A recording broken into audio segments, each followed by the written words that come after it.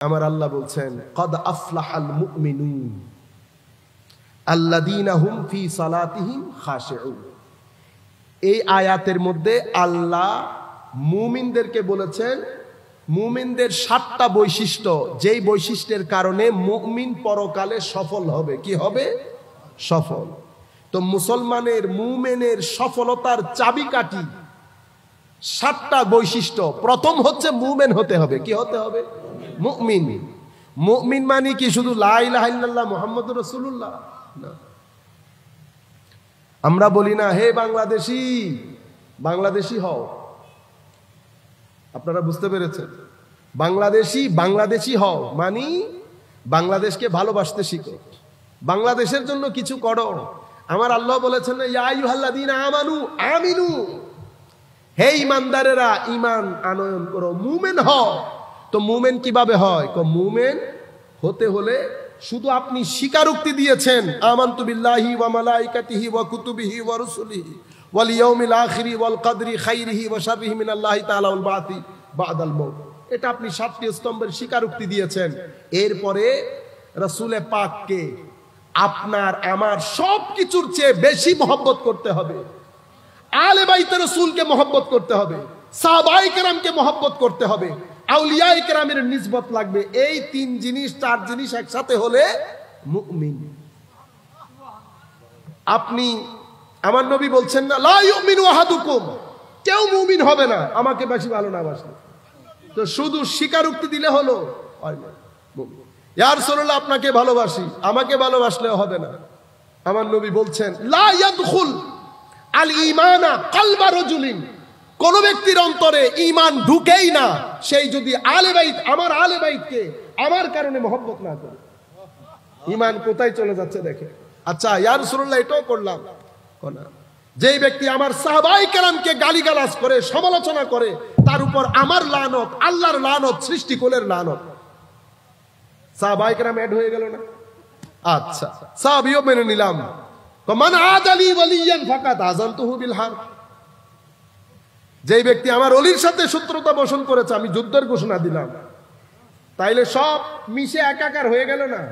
কদ আফলাহাল মুমিনুন। তো মুমিন হতে হলে সফলতার জন্য প্রথম মুমিন হতে হবে। তো মুমিনের জন্য এই ইস্যুগুলা দরকার। বুঝতে পেরেছেন? আল্লাযীনা হুম ফি সালাতিহিম খাশিউন। নামাজের মধ্যে সংক্ষিপ্তভাবে বলি, ইমাম রাজি, আপনারা যারা মাদ্রাসায় পড়ছেন আপনাদের জন্য ইমাম রাজি তাফসীরে কবিরের মধ্যে এই আয়াতগুলোর ব্যাখ্যা অসাধারণ করেছেন। আপনারা আপনাদের পরবর্তী স্টাডি করে নিতে পারবেন। খাশিউন, খাশিউন মানে জাহেরান এবং বাতিনান, বাহ্যিকভাবে এবং আভ্যন্তরীণভাবে আল্লাহ থেকে আপনার ধ্যান চলে যায় এমন সব কিছু থেকে কেটে ধ্যানকে আল্লাহর দিকে রাখা, এটাকে খুশু বলে। এখন আপনি বলবেন আমার তো বাইরে চলে যায়। আমার ভাইরা, বাইরে চলে যাবে টেনে ধরে আবার ঢুকাবেন, বাইরে চলে যাচ্ছে টেনে ধরে আবার ঢুকাবেন। আপনি যখন বারবার চেষ্টা করবেন আপনার ভিতরকে আল্লাহর দিকে রাখতে, এক সময় আমার আল্লাহ তৌফিক দিয়ে দেবে। এক সময় আমার আল্লাহ, আল্লাহর ইজ্জতের কসম করে বলছি, তৌফিক দেয়। শুধু আপনার নিয়ত। আমার আল্লাহ বলছেন বান্দা আমি চেয়ে থাকি তোমার দিকে, তুমি আমার দিকে 1 কদম যদি আসো, 1 স্টেপ, আমি 10 স্টেপ তোমার দিক দিয়ে যাই। তুমি যদি আমার দিকে হেঁটে আসো আমি দৌড় দিয়ে তোমার দিকে যাই। তুমি যদি তায়েব হও তো আমি তাওয়াব হই। তুমি তায়েব, আমি তাওয়াব। তুমি আসবা 1 কদম, আমি যাব 10 কদম। আল্লাহর ইজ্জতের কসম করে বলছি, কোন মানুষ যখন চায় মাওলা এই দুনিয়া আমার থেকে চলে যাক, আমি নামাজকে মেরাজ হিসেবে পড়তে চাই, আপনি যখন বারবার আল্লাহর দিকে বলবেন সুবহানাকা আল্লাহুম্মা বিহামদিকা ওয়া তাবারাকা ইসমুকা ওয়া তাআলা জাদ্দুকা ওয়া লা ইলাহা গায়রুকা, আপনি যখন কা কা বলে আমার আল্লাহর দিকে দেখবেন, আল্লাহর দিকে দেখবেন, এদিকে শয়তান চাইবে আপনাকে বাইরে নিয়ে যাইতে, আপনি ওখান থেকে টেনে আবার কার মধ্যে আসবেন। আমার আল্লাহ তখন বলবে না বান্দা বলো কি বলবা, আপনি বলছেন আলহামদুলিল্লাহি রাব্বিল আলামিন, চুপ করে থাকেন। তখন আমার আল্লাহ বলবে ফেরেশতাকুল শুনবে আমার বান্দা আমার প্রশংসা করছে, হায় হায় হামিদানি আবদি, হামিদানি আবদি। এখন কথোপকথন শুরু হয়েছে। যেই কথোপকথন শুরু হয়েছে শয়তানের জ্বালানি ধরেছে। শয়তান চায় আপনাকে ভিতর থেকে টেনে ধরতে, আপনি ধাক্কা দিয়ে বাইরে ফেলেন, থু দিয়ে আস্তাগফিরুল্লাহ পড়ে আবার আপনি চালান আর রহমানির রহিম মালিকি ইয়াউমিদ্দিন ইয়্যাকা না'বুদু ওয়া ইয়্যাকা নাস্তাঈন ইহদিনাস সিরাতাল মুস্তাকিম সিরাতাল লাযীনা আন'আমতা আলাইহিম গায়রিল মাগদুবি আলাইহিম ওয়ালাদ-দাল্লিন।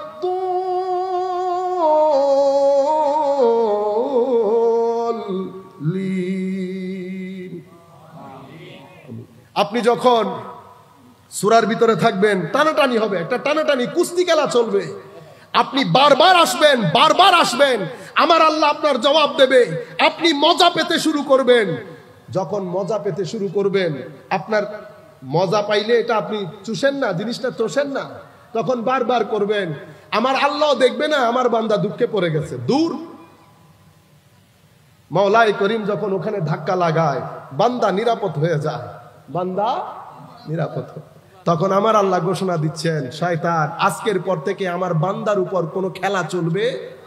ইন্নাকা লাইসা লাহু সুলতান আলাল্লাযীনা আমানু ওয়া আলা রাব্বিহিম ইয়াতাওয়াক্কালুন। যেই ব্যক্তি আমার উপর ঈমান আনয়ন করে, আস্থা রাখে, সেই ব্যক্তির উপর তোর কোনো চেলাগিরি চলবে না। সম্মানিত ভাইরা, বান্দা যখন এই আন্দাজে নামাজি হয়, এই বান্দার মধ্যে একটা বিপ্লব সৃষ্টি হয়। ভদ্রতা, নম্রতা, সহনশীলতা, উদারতার দিক থেকে বান্দার মধ্যে এক আজীব পরিবর্তন আসে। মুসলমান যখন এই আন্দাজের বান্দা হয়, আমার নবী বলছেন, উম্মত এই ধরনের মানুষ বানাতে আল্লাহ আমাকে পাঠিয়েছে। আমি এমন সমাজ চাই যেই সমাজে আমার উম্মত ভদ্র হবে, নম্র হবে, সহনশীল হবে। আমি এসেছি ভদ্রতা শেখানোর জন্য, আমি এসেছি জ্ঞান বিজ্ঞান শিক্ষা দেওয়ার জন্য। আমি অভদ্র, অসহিষ্ণু এই ধরনের সমাজ এবং এই ধরনের মানুষ বানানোর জন্য আল্লাহ আমাকে পাঠান নাই।